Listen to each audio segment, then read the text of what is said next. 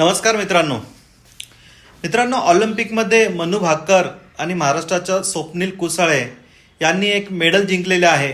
त्याबद्दल त्यांचे खूप खूप अभिनंदन. परंतु मित्रांनो, आम्हाला फक्त 3-4 मेडल का मिळतात हो?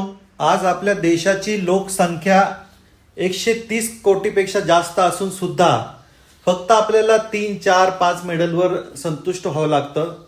आणि चायना, अमेरिका हे देश जे आहेत ते शेकडो मेडल जिंकतात. मग ऑलिम्पिकमध्ये एवढी लोकसंख्या असून सुद्धा आम्ही एवढे मागास का? आम्हाला एवढे कमी मेडल का मिळतात? काय प्रॉब्लेम आहे याचा विचार व्हायला पाहिजे.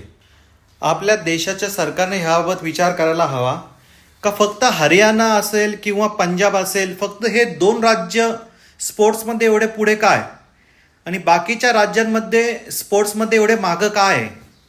का बाकीच्या राज्यांमध्ये आपण स्पोर्ट्सवर